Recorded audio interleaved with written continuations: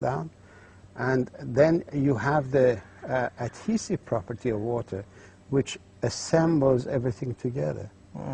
So these are the life-giving properties of water that we in medicine never understood.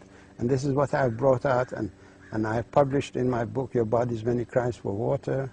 And now, after 10 years of that book being in the public arena, I've decided to blow the horn on the pharmaceutical industry and also the AMA and the doctors in mainstream medicine, and explain that actually because of their lack of understanding of water, they've created an environment where the drug industry has taken advantage and has converted our healers' protocol into a killer's protocol. The drugs that are used in medicine, according to Washington Post, which is in my latest book, Water Cures, Drugs Kill, even when used according to the prescription of the doctor, make 2 million people sicker and kill 106,000, which makes this the 4th largest killer in the health field. So when we realize that we doctors prescribe this medication to kill people, which kills people, obviously we are doing it in order to save them, but we don't realize that we've been really had by the pharmaceutical industry. You know, it's funny though, because you say to save people, but the doctors know better than the patients what the series, and it's always a series, of side effects are. And they often involve virtual liver shutdown or almost kidney failure. I mean, it's almost to that a point where the toxicity of the drugs is so severe. It makes one really question what the doctors are thinking relative to the life-saving effects of these drugs. Well, Mitchell, unfortunately, we doctors are forced by the people, by the advertising of the pharmaceutical industry that takes the information directly to the public and says to the public, go and ask your doctor if this is good for you. What doctor is there to say, no, it's not good for you, and then be sued afterwards? So basically, drug industry... So the doctor's being put into this compromised position. Yes, doctor is unwittingly being used by the pharmaceutical industry. As a salesman. As a salesman. Literally, yes, sophisticated salesman. Now, when it comes to cancer, since you brought that up and you gave that talk in Greece, I believe it was, to the conference there, could you just explain to the audience a bit how water could be a curative for cancer? Actually, I have got a video of dehydration and cancer. This is a half-hour tape of my lecture at Cancer Control Society conference here, 2002, that's last year.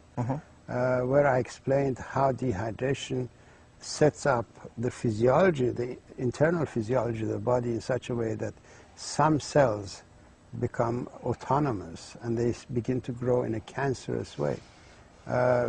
It's very simple. When you're dehydrated, your immune system is shut down completely because histamine, which is a neurotransmitter in charge of water regulation and drought management programs of the body, has also a responsibility in monitoring the immune system. So when it gets engaged in the water regulation so that dehydration doesn't flare up the immune system unnecessarily, it automatically inhibits that aspect of its own work. So immune system is shut down, interferon production is shut down, interleukin-2 production is shut down. These are the elements that you require in order to find cancer cells or any immune problem. So dehydration is directly responsible. Then in dehydration, we lose some of our essential amino acids, tryptophan, tyrosine, and so on, because they're used as antioxidants. When you don't have enough water to secrete the toxic waste out of your body, then some other thing has to neutralize the acidity or toxic effect of the toxic waste. Tryptophan is used in that capacity, tyrosine is used in that capacity, lysine is used in that capacity, cysteine is used in that capacity. These are the essential amino acids that we need for our immune system. So that aspect of the immune system is shut down too. Tryptophan in itself, with lysine, tryptophan lysine, monitors incorrect transcription of genetic material and cuts the wrong transcription and corrects it. When tryptophan is not there, wrong transcriptions are not corrected. So you get cancerous transcription going through. And in dehydration, we lose the receptor system around the cells. As you know, each cell is in a water environment in the same way as we have satellite dishes to bring information to people. The cells of the body have their own satellite dishes for watery environment. They receive the information and they process that information. Now, in dehydration, this satellite system is shut down. All the receptors go into the cell, and the cell has no means of connection to the outside. So it doesn't recognize there is a cell next to it. So it begins to grow and expand and expand. So it breaks boundaries, and that's why cancer becomes a lumpy thing, because its receptor system of the cells have gone. I see. There is a lot of... How about, though, then in rehydration? If they come back. They come back. A lot of people have actually been... And then the tumor and the cancer cells will actually reduce and, and dissolve? There are quite a number of testimonials in the book Water Cures Drug Skill of people whose cancers have disappeared. Lymphoma has disappeared, cancer of prostate has disappeared, and so on. Pancreatic cancer? They all go, but the ones that are in the book... It's a question of when.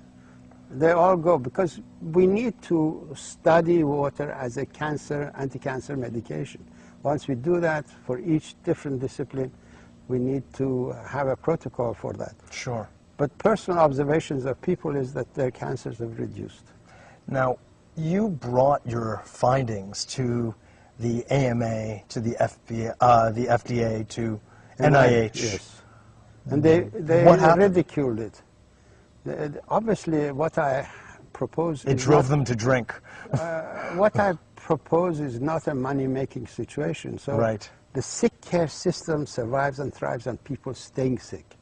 If they cure people who are sick, then there is no reason for their existence. So they realize this outcome, and naturally they try to push this information out of the way. But as philosophers of science have said, Thomas Kuhn, when such a situation, conflict arises, then you have to go to the public and let the public be judged. Yes. And that's what I have done. These books are in order to arouse the public and inform the public that this is an issue before them, and they should force the government, the NIH, the FDA to look at water as a medication, begin to study it, and stop being subservient to the pharmaceutical industry that enjoys killing people in order to make money. You use the word in your new book, terrorism, kind of a gradual terrorism. Well, could you explain that further? Well, I think the pharmaceutical industry is terrorizing people with their advertising campaign and creating fear in them, forcing them to go to their doctors and ask for medication that the pharmaceutical industry wants them to have. And naturally, these medications have got side effects, and as you know, it kills. So what they're doing is a terroristic act. Well, and terrorism is not only when you explode a building. Any act that is based on fraud so deep that kills people, that constitutes a form of terrorism.